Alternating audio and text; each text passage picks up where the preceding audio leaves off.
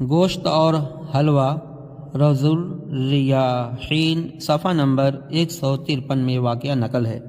ایک بزرگ فرماتے ہیں کہ میں بعد نماز عشاء ایک مسجد میں گیا تو دیکھا وہاں ایک رئیس تاجر کاروباری آدمی بیٹھا ہے اور ساتھ ہی ایک خوبصورت نورانی چہرے والا کوئی اللہ کا نیک بندہ بیٹھا ہے۔ میں نماز پڑھ چکا تو دیکھا کہ وہ مقبول حق اپنے ہاتھ اٹھا کر خدا سے دعا مانگ رہا ہے اور کہہ رہا ہے، الہی بھنا ہوا گوشت اور حلوہ کھلا دے۔ اس رئیس تاجر نے سنا تو ہنس کر کہنے لگا، یہ فقیر دراصل مجھے سنا رہا ہے، خدا کی قسم اگر مجھ سے مانگتا تو میں اسے دے دیتا، مگر اب میں اسے کچھ نہ دوں گا۔ تھوڑی دیر کے بعد وہ مقبول سو گیا۔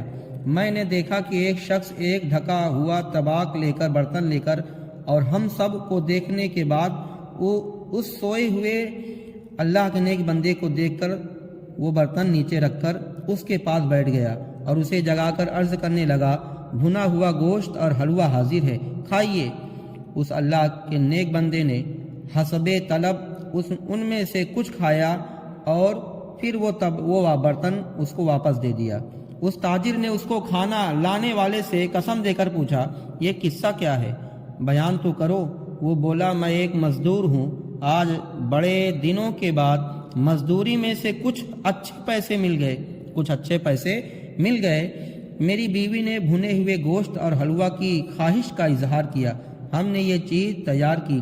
میں تھوڑی دیر کے لیے سو گیا تو حضور سرور کائنات صلی اللہ تعالی علیہ وسلم خواب میں تشریف لائے اور فرمایا، تمہاری مسجد میں ایک ولی بیٹھا ہے جو بھنا ہوا گوشت اور حلوہ چاہتا ہے، تم یہ بھنا ہوا گوشت اور حلوہ پہلے اسے کھلاؤ، اس کے عوض میں تمہیں جنت ملے گی۔ سبحان اللہ۔ چنانچہ میں فوراً یہ کھانا لے کر یہاں تک پہنچا اور خوش ہوا کہ آج مجھے جنت مل گئی۔ وہ تاجر کہنے لگا، اس کھانے پر تمہارا کیا خرچ آیا؟ اس نے کہا کہ 2 دینار۔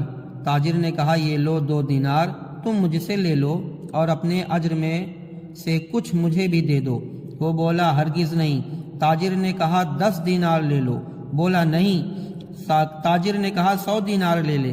اس نے کہا مزدور نے کہ ساری دنیا کی خزانے بھی دے دے تو رسول اللہ صلی اللہ علیہ وسلم سے کیے ہوئے وعدے کو میں تجھے نہیں دے سکتا، کیونکہ جنت آسانی سے نہیں ملتی۔ تمہاری قسمت میں یہ چیز ہوتی تو تم مجھ سے پہلے کر سکتے تھے، مگر اب تم اپنے آپ کو محروم سمجھو۔ تو اللہ والوں کی یہ شان کہ وہ اللہ کی مرضی پر چلتے ہیں اور اللہ ان کی مرضی پوری فرما دیتا ہے۔ یہ بھی معلوم ہوا کہ اللہ تعالیٰ اپنا انعام و اکرام اپنے محبوب صلی اللہ تعالیٰ علیہ وسلم کے واسطہ وسیلہ سے مخلوق پر فرماتا ہے، اور یہ بھی معلوم ہوا کہ اپنی دولت فانی کے نشے میں رہ کر اللہ والوں کو نظر حقارت سے دیکھنے والے خدا کے فضل و کرم سے محروم رہتے ہیں۔